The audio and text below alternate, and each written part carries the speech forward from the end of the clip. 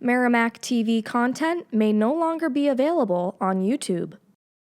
To continue watching our programs, please download the Merrimack TV app from your device's app store. Programs may also be available at merrimacktv.com. Good evening, board members and members of the public. I'd like to call to order the meeting of the Merrimack Planning Board for Tuesday, May 6th, 2025. Let's begin with our Pledge of Allegiance.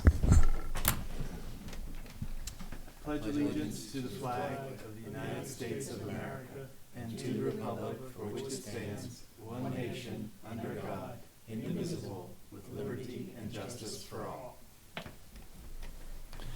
All right, thank you very much for that. Let me remind everybody that's going to address the board tonight to make sure the microphones are turned on and you speak clearly into them. Bright light on the microphone when it's turned on. Our next planning board meeting after tonight is currently scheduled for May 20th, 2025 at 6:30 p.m. in the Matthew Thornton room, which is this room. Let's see, we've got you're our only alternate here tonight, and you're in for a voting position for let's see, who is missing tonight? John? Okay, yeah, John Manueli. Okay, so that makes us all voting members, and we have 6, so that's a quorum. That completes our usual call to order activities. Our next item is a consent agenda where there are some regional impact determinations. What is the will of the board with respect to the consent agenda?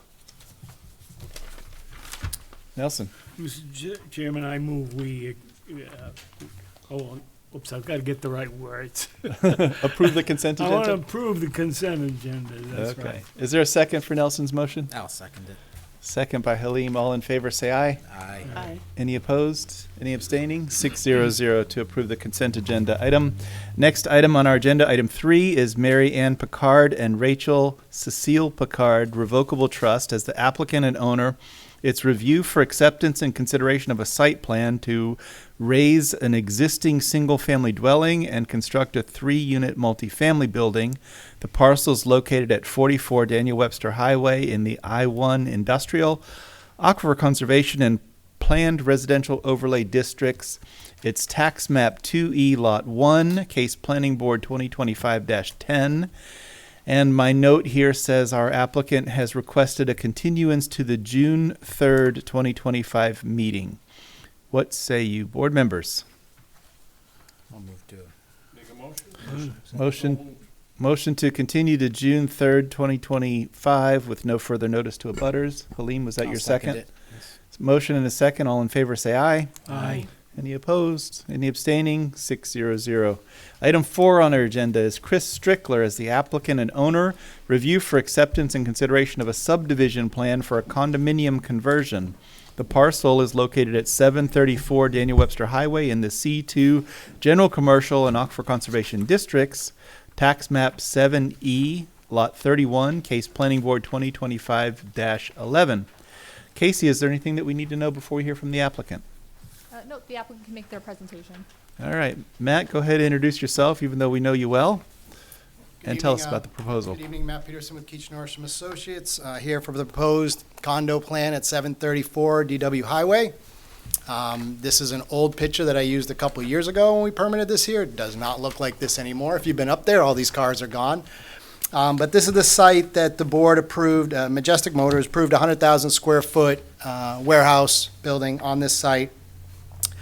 We're currently working to find tenants for the building that was there. I think your board has probably heard the DOT has just been a nightmare. We do have our permit on this one, which is good, but it took us, you guys got plans to sign over there finally, which took almost 2 years. But we have the DOT permit. We're trying to work through finding a tenant to build this out. This is kind of an interesting thing that Greg Michael and the bank has put together for the owner of this property here. It's basically for financing purposes. They're getting some extra money out of the property here to carry it basically while we're waiting for a tenant to come along at the end of the day. So what we have proposed is the front house, if you just drove by there, that white house on the front, that actually still has some value there. Apparently the bank is willing to, if we do this condo, they'll give them a loan for the house separate from the loan that they've already given him for buying the property that he bought already from Majestic Motors. So it basically allows him to get a couple extra grand to pay me, number one, and to pay some of the covering costs that he has on it there. This is kind of above my head. Again, this is something Greg, Michael, and the attorneys kind of pieced together. Straight condo plan. One of the things I gave to Casey was that based on RSA 356B33, the termination of a condominium can be done if the owners are the same. They can just write a letter. The attorneys can kind of do it and extinguish the condo. So this would be extinguished once the construction loan got going for the building in the back. This is, like I said, just basically to carry it hopefully just through this year as we go through working out some kinks with the financing and stuff like that. So again, we have the first lot is about 0.514 acres, which basically wraps around the house. And then we left the remaining 6.12 acres in the second unit. There is a common area block right at the front here because that's where the driveway and the access was always coming in to kind of service the site there. So we left that there. So again, I can answer questions or comments, hopefully that you have, to the best of my knowledge. Again, some of this is over my pay grade with the attorneys and the banks, but that is the gist of what we're trying to do here, is really just a financial exercise for this year. Thank you very much. Thank you, Matt. Board members, the first task before us is to decide whether the application is complete, and the staff recommends that the application is complete. Do you have any questions of the applicant to satisfy that in your mind so that we could take that motion up? Nelson? I have some questions. Maybe it's for the staff, but is this, has the previous owner had one property here, and now are we subdividing this property at this time? As a condominium subdivision, yes, but it's not a traditional lot subdivision that could be sold without being a part of a condominium between the two. The problem that I saw was that if I went for a straight-up subdivision, then I'm coming back to the planning board to have them removed. This way here, it's just a condo, again, just for finances. The owner can just have Greg Michael write a letter, and then the condo's resolved, and then the bank moves forward with the building of it. So it is a subdivision technically by the state regulation. A condo is a subdivision, but I'm not doing subdivision lots. I'm doing condo lots. Okay, then is that documented, what you just said, what your intent to do here is? Doing this temporarily and intend to reconsolidate it later? So I haven't looked through for the specific notes. I would say that the intention to create the condominium is here on the paper, whatever, and we have to accept it as being functionally, effectively permanent, because it's voluntary to them to dissolve it in the future if they chose to. They're representing that that's what they intend to do, but they don't have to based on anything that we're doing. And how do we have that documented, or how do we have that We in don't. writing? We have to accept it as being a permanent condominium. So Or- just to give you an idea, this is the grading plan that goes with the overall design there. So you can see I've got an underground drainage chamber and a treatment swale. That's all AOT approved and stuff like that. So I can't keep it and still have this plan meet the requirements that was there. So, I mean, I could put a note in the plan that at such time that's moved forward, we would consolidate. We don't have a problem with that, but I don't know that it's necessary. I'm just looking to cover the town in, if this thing falls apart as it goes along. That, Sure. So Well, I, if this falls apart, then right now it's 2 units. It would be a house and the back land, and they would come back and re-permit it for something else. Yeah, That's how it would have to go. so that could happen. Oh, hey, listen, anything could Yeah. happen 5-10 years from now. Yes, I'm not going to say yeah, that. things definitely could. Generally speaking, we should treat it as if it's a permanent condominium development and vote on what we see before us. And if we don't like it, then ask them to make changes or whatever. But and then if they decide to undo it in the future or don't, that's for the future to decide. So if we approve the condominium unit and they end up not building this warehouse or whatever, they've still got unit 2 as shown on the plan to do something with. I wanted to get it on the table. No, fair. Yeah, Absolutely fair question. yeah. Other comments, Pete? Yeah, I'm just curious, as far as I see Maple Ridge Apartments here, condominiums backed up to where the warehouse is gonna be. Are there gonna be any, I guess, anything in place to cover these folks that we're not gonna, bring in some loud, all night long, company, and these people are not, have to listen to this all night long? I think out of fairness for them, and also line of sight, is there gonna be any coverage there for line of sight so they have some privacy? So when we went through the site plan approval that I showed you there, we had gone through landscaping buffers and stuff like that with the abutters. Some of them were here, spoke at the meetings and stuff like that. So we had vetted all this we started in 2022. Okay. So yes, we have worked with butters and staff and all that the last 2 years to kind of put this together. You might hear some repetitive questions, because I'm the new Okay. guy on the block. Yep, so- no worries. No, no problem. Fire them away. Okay. Yeah, that's the site plan for the warehouse is something that's been approved for 2 years.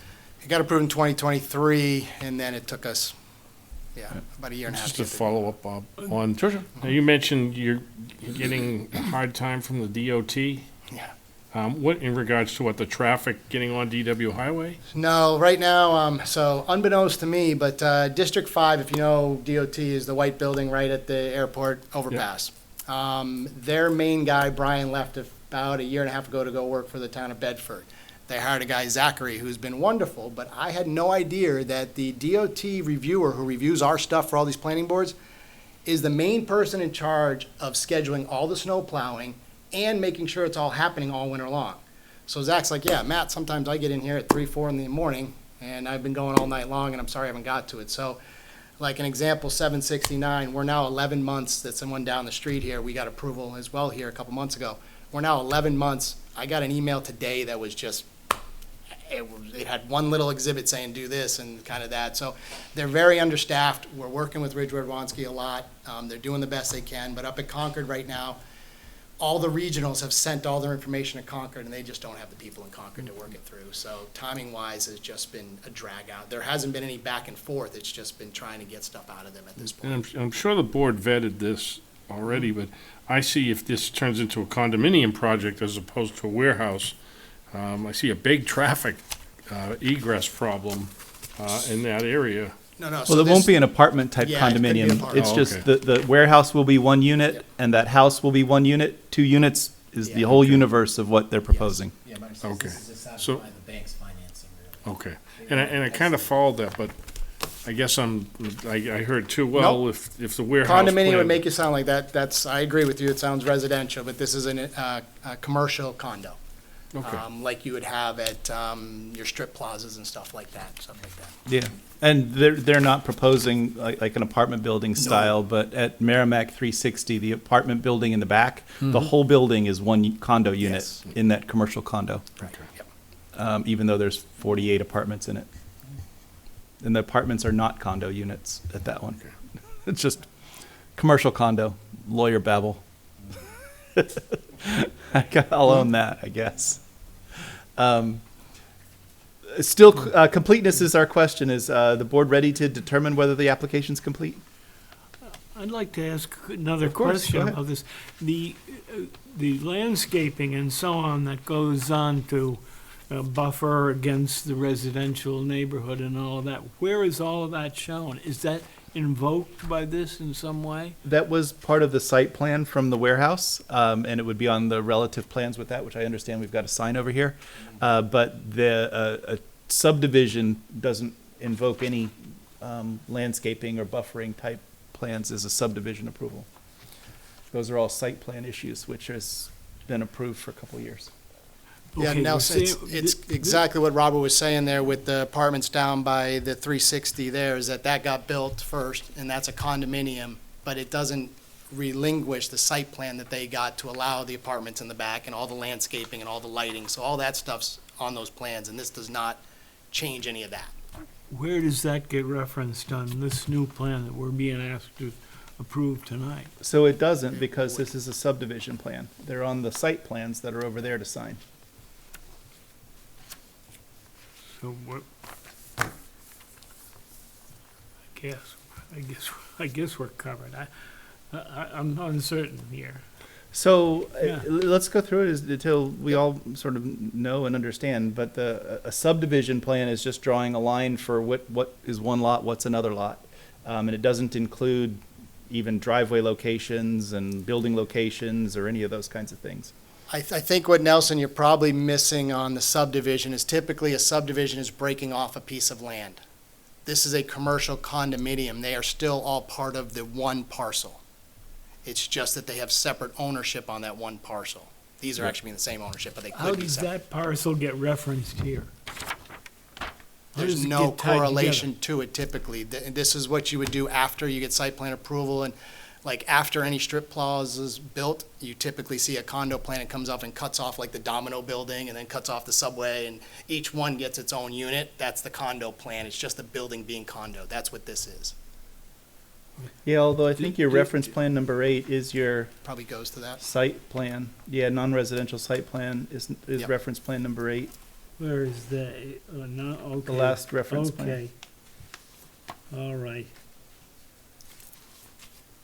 Okay, I just wanted to be sure this was all tied together. I didn't see it.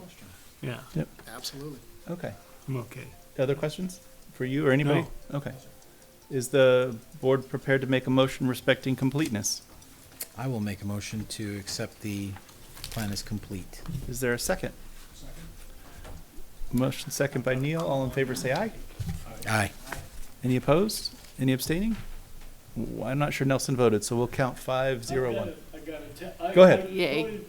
Okay, 6-0-0 then, so. All right. Well, Oh, are you okay? Yeah. Oh, my.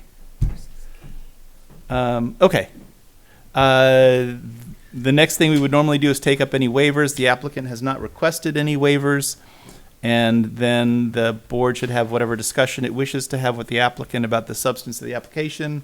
We'll gavel open a public hearing as a part of that. Does anybody have any discussion items for the applicant? Does any abutter or interested citizen wish to weigh in? Going once, twice? Okay, we'll close the public hearing. Is the board prepared to take final action? And the staff's recommendation is to grant conditional final approval subject to the recommended conditions in the memo dated May 2nd. I'll make a motion to find that with the proposed conditions of approval, the application meets all applicable regulatory requirements necessary, and further to grant conditional final approval to the application, subject to the recommended conditions of approval presented in the staff memo dated May 2nd, 2025. Thank you, Halim. Is there a second for that motion? I'll second that. Thank you, Karen. If there's any further discussion, if not, all in favor say aye.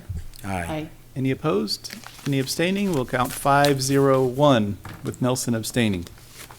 Thanks, Matt. You're all set. Thank you very much. Have a great night. You know the drill from here. Okay, next item on our agenda is item 5 is Ferris Enterprises LLC as the applicant and owner. Review for acceptance and consideration of a site plan to construct a 2-story, 9,870 square foot office warehouse building with associated site improvements. The parcel is located at 101 Herrick Street in the C2 General Commercial, I-1 Industrial, and Aquifer Conservation Districts, Tax Map 3D2, Lot 20, Case Planning Board 2025-12.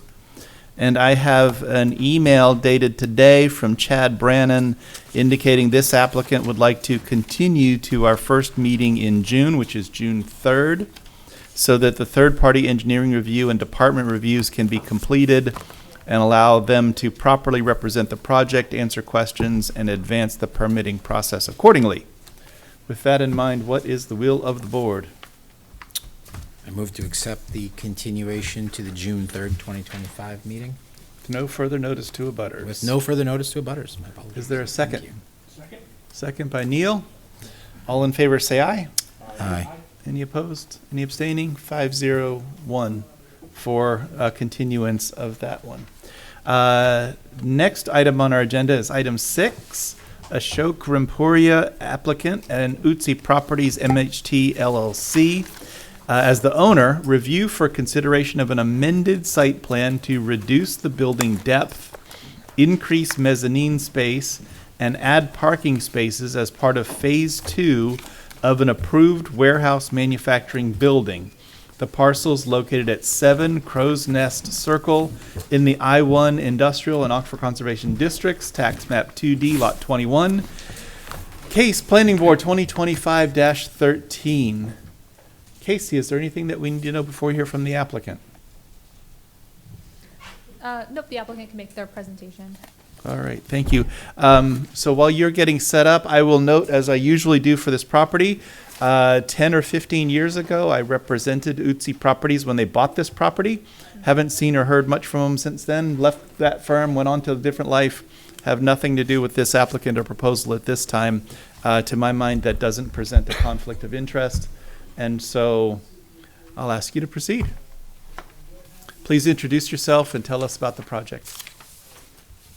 Good evening, board members. My name is Matthew Ruthier. I'm with TF Moran. I am representing Ashok Rampuria, who currently leases the property.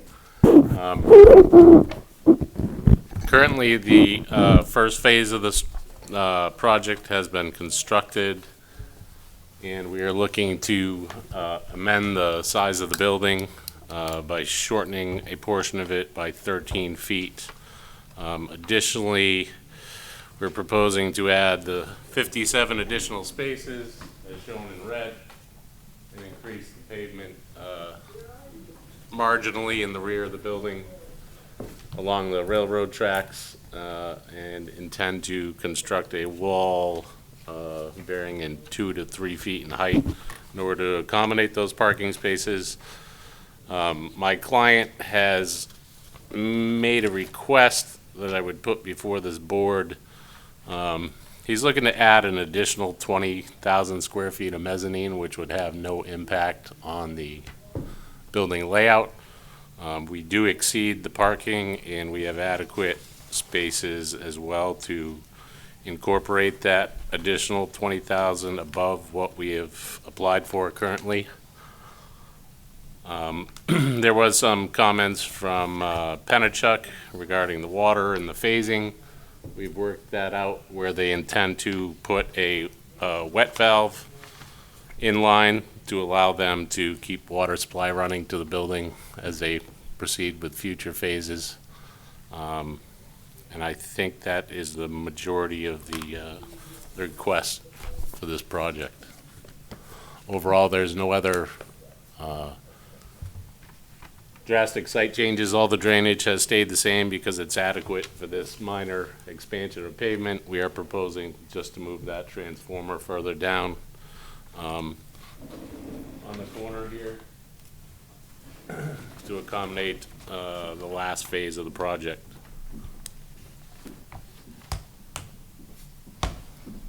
On the plan that you're showing us up there, can you indicate how much of the building is constructed at this point? It is constructed to Unit 2. There are piers for the addition.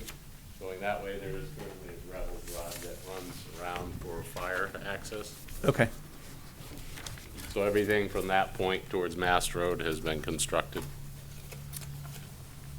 Gotcha. Peter? So you mentioned the wet valve. Mm-hmm. Is that running from a hydrant to the buildings that I had read in some of the documentation? Currently, the line stops at this sprinkler room. Yep. But there is a stub, so they're gonna use a wet valve, insert a wet valve, so they don't have to shut anything down. And then continue on and add valves for each phase in order to isolate lines Okay, as so, they go. So that's been an agreement between Penachuk and my client okay. to address the concerns of shutting down things as they phase this project out. Thank you. Okay. Matthew, do you have more presentation to make, or you all set? I'm all set. Happy to answer any additional questions. Okay, thank you for that. Board members, completion is not a question before us because this is an amendment of a previously approved project, so we can just jump into it. The applicant has requested 3 waivers regarding interior parking, landscape percentages, the 5-foot setback for trees from pavement, and regarding locating trees greater than 15, I think that's supposed to be inches in diameter, 15-foot in diameter tree would be a unique one for Merrimack. So they do have some of those just up there and over in Oregon. So do you want to discuss your waivers and what you're after? Are these the same things that had been part of the original plan, just sort of carried forward? Or Correct. We included them just in case the board required us to seek them again, but yes, these were all granted previously. Okay. And so is there anything that any of your changes affect the application of these waivers, or are they more or less? They more or less relate to the rear parking that's we're proposing now, as far as the existing trees between the railroad track, as well as the interior parking landscape. So again, they just pertain to that particular section of parking. Okay. So the staff's recommendation is that the board deem the waiver request to be moot because they've already been granted previously. I certainly am sympathetic to that view. Is there any trouble that runs your way if we did that and just said that these have been previously addressed? I don't see any issue with it if that's the board's wishes. Okay. Board members, do you have any thoughts or discussion on reconsidering waivers already granted? No, I have no problem with that. Okay. Yeah, it's been a minute since you've been here. We forgot to welcome Neil back. He's just sort of the old friend to come back in the room.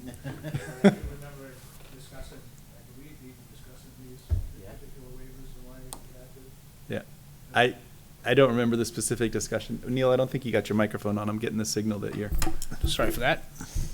I apologize to Justin, not to me. So I don't remember the specific discussion, but I think once we've granted a waiver and gone through that thought process, I don't have any burning desire to reconsider it. And so I would follow the staff's recommendation. The staff's further recommendation, I guess we've got some peer review that needs to be completed and some information that may flow from that. So they're suggesting that we continue this to a date, the next meeting or something else that's suitable for you. Yes, and I would ask that it not be continued for the simple fact, as I said, there's nothing that's changed overall drainage or anything else, nothing that should come up in peer review that is a hurdle at this point. Again, Bob? there's been no drainage sorry. changes. Go ahead, Karen. I think that the reason the staff was interested is because you're adding 57 more parking spaces. Because it says right below here that due to the increase in impervious surface, the town's review engineer, Fuss and O'Neill, wants to review that. We understand that, and that's what we expected, and we've analyzed that, and nothing has changed as far as the capacity of the drainage systems in that area, so we don't see it as going to be a sticking point with the review. I was thinking the same thing that Karen had mentioned, that adding a bunch of impervious surface is what the whole peer review is supposed to do for us, is make sure that that is still within your capacity, and they agree with how it's all laid out and designed. I think there's probably, in addition to the impervious surface, some questions about what kind of, what do they call it, practices you have in terms of where things are going to flow, which direction, into what storm drain, and how it makes it to its final destination, wherever that might be.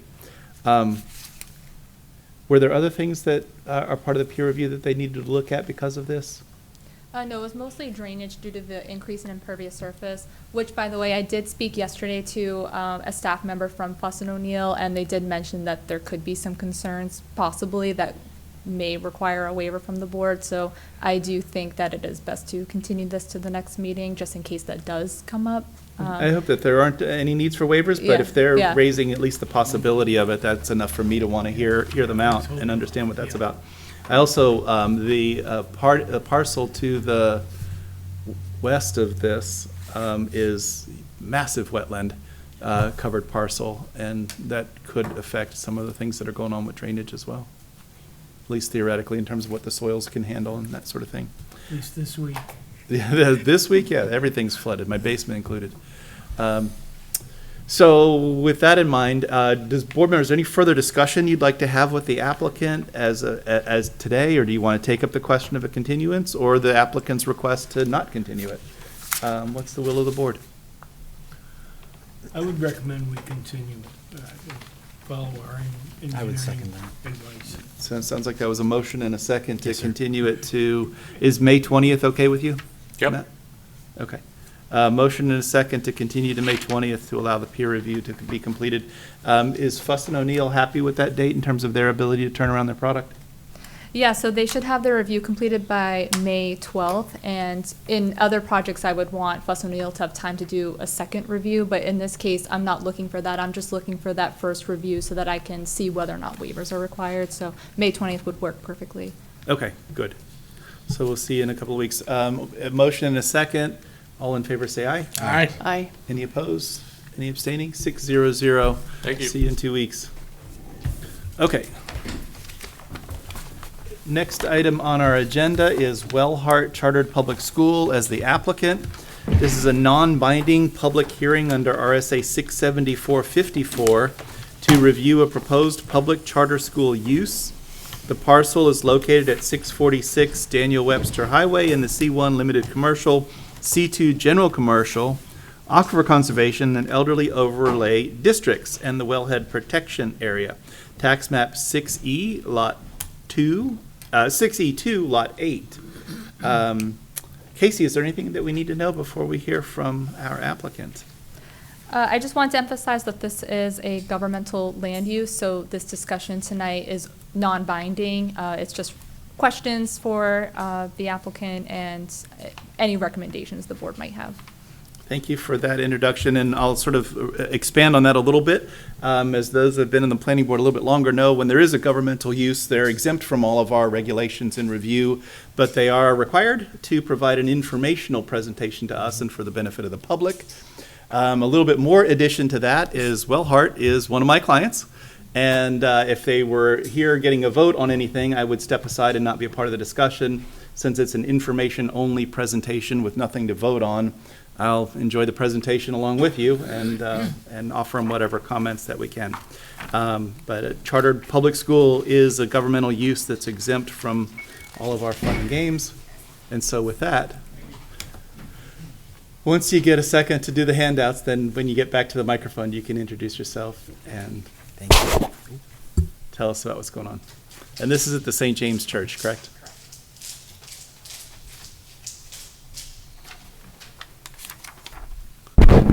We need to make sure a copy gets to Casey of anything that you hand out to us. So one of us will turn over our stuff to them. Oh, you got enough? There you go. I was just making sure you had enough copies, otherwise we could give them ours.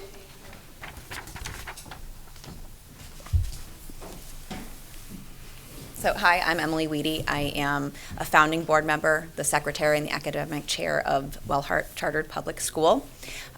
We are set to open in the fall. It's been kind of a long process, and we luckily found this space less than a month ago, and it's move-in ready. I got to meet with the fire marshal last week. Everything is up to code, and we are a public chartered school. We are called Wellhart, and our philosophy is called Reggio Emilia.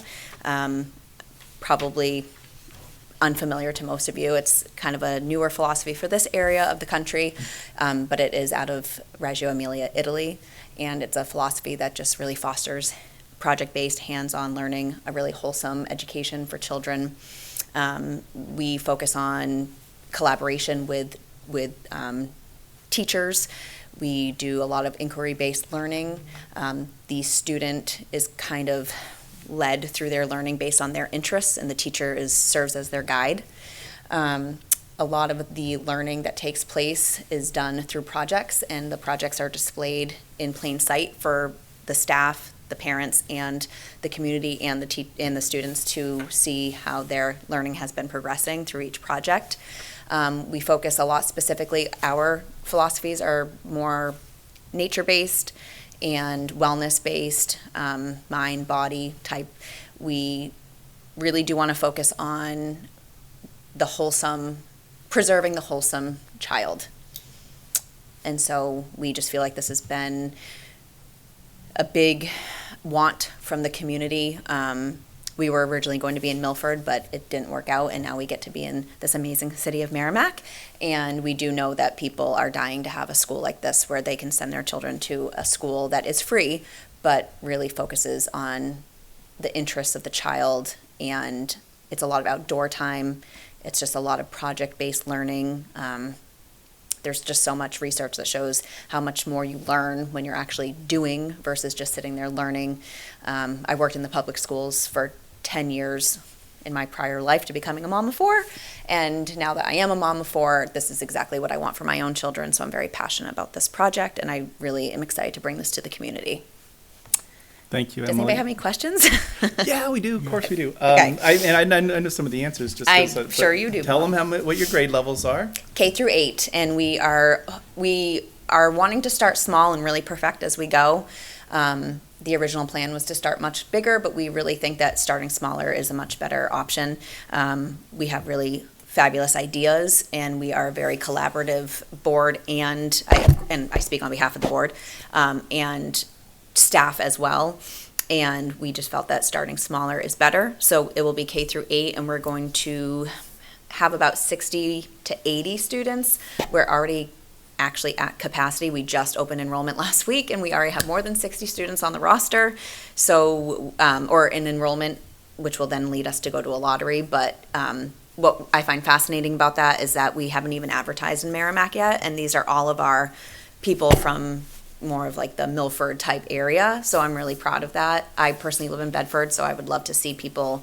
I'm right around the corner, so I'm just really excited to get into this community and really learn who the people of this community are.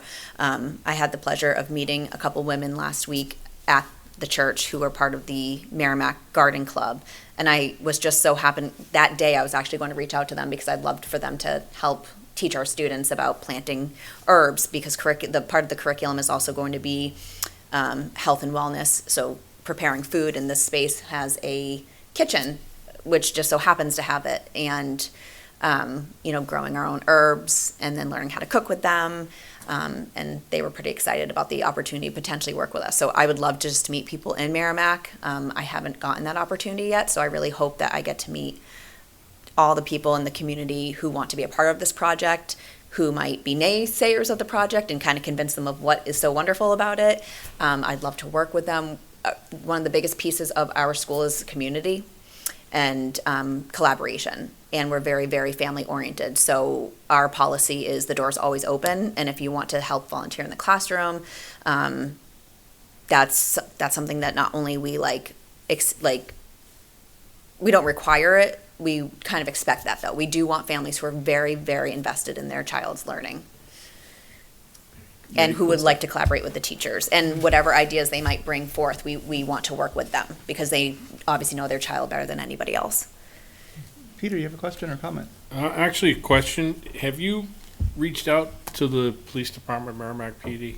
I have not. The only reason I say that is you're opening a new school with 60 students. Mm-hmm. It might be nice just to meet them, let them know you're there. They'll probably be aware, but you never know. And they could talk to you too about current security things. I know your background in public schools, you probably dealt with, separated parents, protective orders, Yes. all that stuff, all those different things. It might be good to chat with them. And just, and at least make sure they know you're on the map too, so. And if Okay. there's any school security issues that you have, you'll have a connection there. That's a great idea. Thank you. And I would love just to meet anybody who has an investment in the community. One So last question, how do you offer free tuition? it's a public chartered school. State gives So them it's a money state, for the top rate. yeah. Okay. Yeah, All right, we're gotcha. just very fortunate to be able to offer this because this was always my dream, was to run my own one room schoolhouse for my children kind of philosophy. This is mixed age groups, so the classrooms will have mixed ages, and it's all about working with your the kindergartners will also get to work with the 8th graders because the 8th graders will get a lot of pride out of teaching the littles, and the littles will look up to them, and we're feeling very fortunate. Thank you. Thank Very you. good. We'll have to get you introduced to the Rotary Club too. You'll meet lots Yes. of, because there's either former or current Rotarians all over the place here.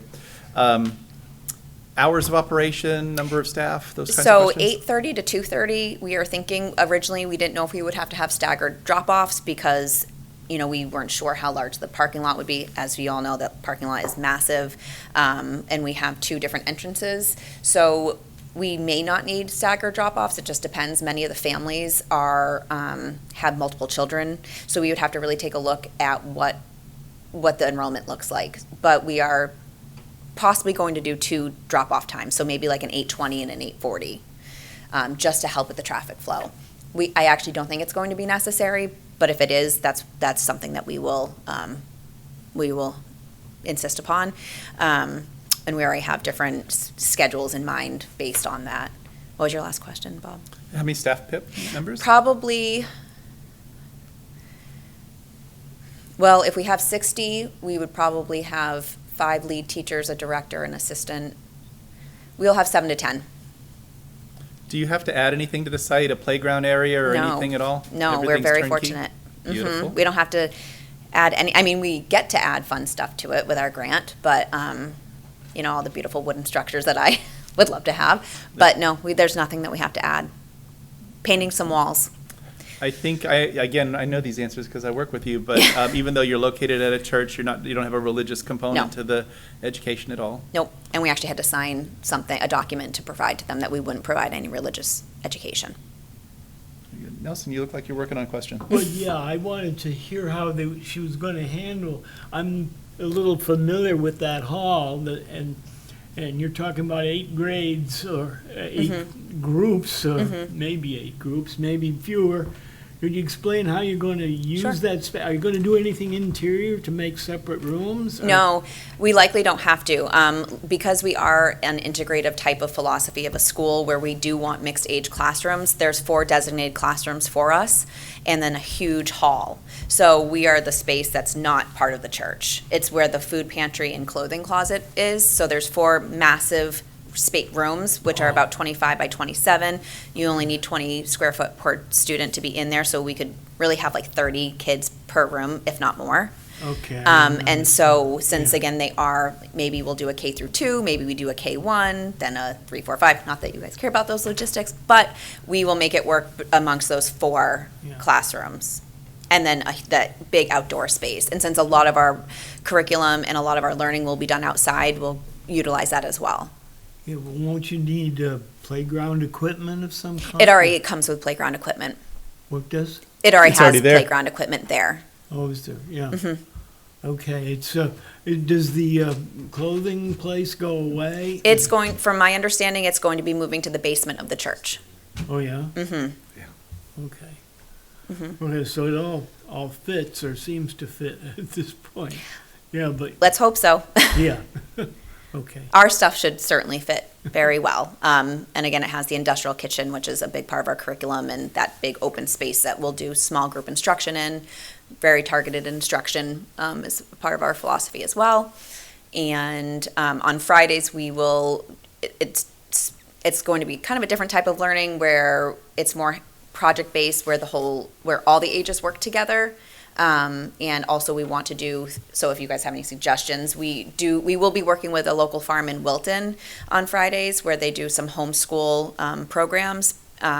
So if you guys know of anybody who are local CSAs or local farms where maybe our kids could spend, not all of them, like maybe 15 and rotate on Fridays, where they could spend a good portion of their day learning about, or helping in the gardens, helping in the farms, helping just wherever in the community. That's also a big part of our learning. And another piece of our school is that we offer a hybrid model. So we really are trying to cater more towards the homeschool community. So it will not be a homeschool. You cannot be considered a homeschooler at our school, and you won't receive any EFA funding for it. But we will offer 2 days a week on site, 3 days a week on site, or 5 days a week on site to a select amount of people. And so the days that they are not, or they're doing place-based learning in their homes or wherever they're doing it, they are to follow our exact curriculum as well, because we are still responsible for their learning, and we will have someone that kind of bridges that gap between the home-based learning and the at-school learning. One of our director will be doing that as well. So we have, right now, when I looked at it today, we have about 45, so say there's 65 people, I think, that have signed up for enrollment. About 45% of them are interested in the hybrid model.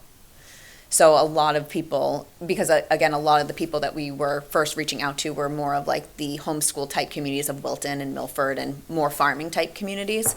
And they're still interested in that model, and it'll be really kind of cool to bring that here too. So it is homeschool friendly, where we do want to incorporate, the homeschool values, but they'll be doing our exact curriculum. And it's a pretty rigorous curriculum. So there'll be, some people, a lot of it is play-based learning.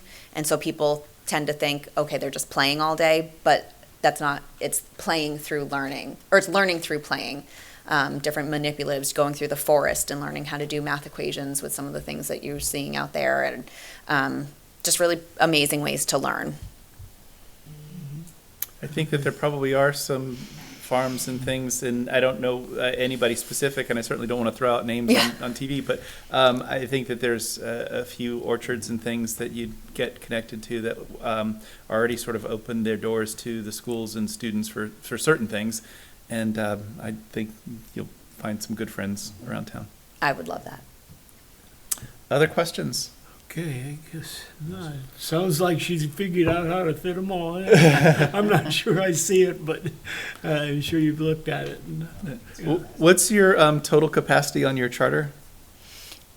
Well, the original one, I think we were originally thinking about 240 kids, but of course we're not going with that model anymore. So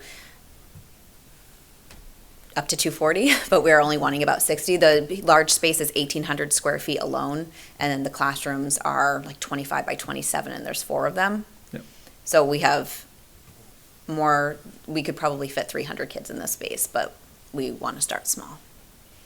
And the State Department of Education comes and reviews the space and makes sure it's appropriate for a school, and it's got all of the sprinklers and clean water and all the kinds of things that you need in a school. And has that already happened for this site, or is that pending this approval? No, they're planning on coming out soon. Yeah, as when I got the go ahead from the fire marshal, they are working on it. Does your school have many activities in the evenings, or? No. Okay. No, because the church, we have it really until about 4:30 or 5 every evening. So the 4 classrooms are our own space. They're not, those are to be used only by us. And then the hall is going to be kind of a shared space because they have ping pong tournaments and other type of activities that go on at night. So, of course, I'd love to see, different gatherings that, occasionally throughout the year with the families, but no, not regularly at all. We may stay until 4 for aftercare because some families are asking for before and after care. So we need to figure out how that would work, but we have the space till about 4:30 or 5 every night. So I know and some of my friends here know that I'm a big advocate for charter schools. Serve on them, volunteer for them, provide legal counsel to probably 25 of them. There's probably not more than 40 altogether. I love the idea of choice in education, and I think having more choices in town for people who fit in with certain styles of education. It's not, to me, a competition between charter schools and traditional public schools. All 4 of my kids are Merrimack High School graduates and all the way through the system, and it worked for them. But I think having choices for people and opportunities to do more creative things is an amazing addition to the community. Charter schools do have the advantage of not trying to be all things for all people. They figure out their mission, and they appeal to the students that are drawn to that mission. So Academy for Science and Design in Nashua is a science and tech based, and if you're into music and literature, you probably wouldn't feel drawn to that school, and whereas a traditional public school's got to do more things. But I think it's great to have these new opportunities for kids to do some really creative stuff, and I think these are going to be some sound additions to the community. And part of the reason for launching into that little diatribe about charter schools and their virtues is I know these guys are going to be looking for volunteers from in every role up to their board members.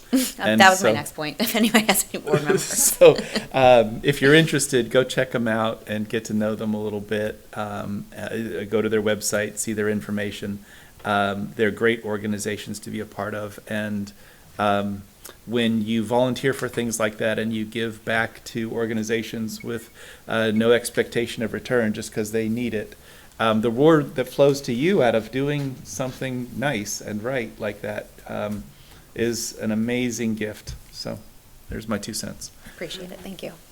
We don't have anything to vote on with this, other than to say thank you very much for your presentation. If there was any public in the room, we would allow them to offer their 2 cents to their comments and suggestions. One more question, Yeah, Nelson, please. go ahead. I just thought of. As many as you want. Have you thought about office space that you might need in there? I mean, some place for. So, yep, so we are purchasing this pod where it's kind of like a privacy pod. And it fits, I want to say, 6 people in it. And that will be in one of the largest classrooms that will be what is called the atelier. That's kind of our space where the art and learning through exploration, and I could use a lot of words that you guys don't want to probably care to hear, but it's going to be a space where you do a lot of hands-on learning. That space is probably only going to be used in the afternoons, so that will also be the designated kind of office space. But again, it is a privacy pod that we're buying for that. It's internal to the building. It goes inside one of the rooms that you already. And it's got. on wheels, so it's, Yeah, and you don't Oh, need, interesting. you don't have like a principal or somebody, somebody that needs an office space somewhere. so our director will need an office space for times where they might need to meet with students who are on IEPs or have behavioral issues or just need private, have place for privacy. But the role of the director is also to be a part of the classrooms, and so they'll be part of the learning as well. So they take a very active role in the classrooms. So, but there's no office space per se. No. Yeah, We could use one of them as a designated office space. It would just be quite large. yeah. Does your arrangement with the church involve you being able to put up a sign? Yes. What's it going to look like and how big is it? Well, I have a vision of what it's going to look like. I don't know if the board will vote on my vision, but a large circle. Not this board. This board doesn't have to No, vote on your sign. my board. A large white wooden circle, hand painted and looking very artistic and very crunchy, I guess, is what people think our school is. And it will just say a very simple logo with our name on it. I'd like to have an awning put on, possibly just for looks and aesthetics. I'd like to put window boxes up. We're going to probably build some planters to put outside, like raised garden beds, and a welcome flag. I'm thinking it might be green with white lettering. Excellent. So, of course, a big part of the Reggio Emilia philosophy is about the aesthetics of the space and having it be a nice, warm, comforting, welcoming environment that somewhat mimics, maybe a cozy vibe from your home. And so I have a big vision of how these classrooms will look. And it'll be very warm and inviting and very calming. Look forward to it as well. Thank you so much for your You're welcome. presentation. And unless you want to add more to it, we will excuse you for the evening and Okay. let you go. Thank you. Thank I hope you, to see Emily. you guys all visit us at our new space. Okay. Thank you. Item 8 on our agenda is the Planning and Zoning Administrator's Report and discussion and possible action regarding other items of concern. I think before I offer Casey the opportunity for any kind of a report, we've got to introduce this stranger sitting next to her here and welcome her. What's that? That's your plan too? All right, you go.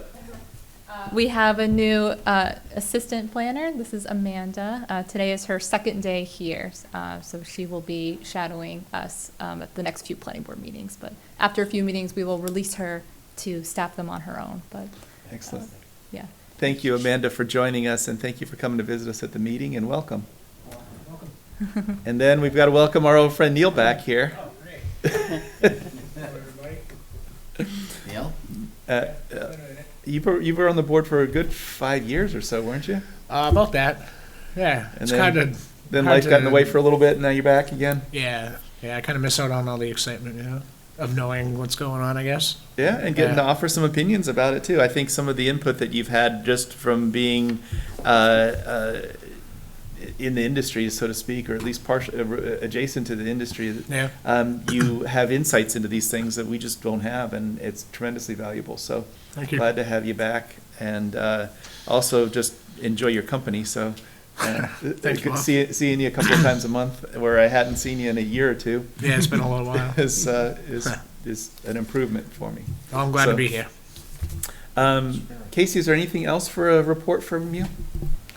So we have done 2 administrative approvals since our last planning board meeting. Both administrative approvals were minor amendments to an existing site plan. So sometimes folks will approach us and they have a very small tweak to make to their, either their existing site or their planning board approved site plan that's yet to be constructed, and we will sometimes make the determination that it does not need to go to the planning board if it really is that small of a tweak.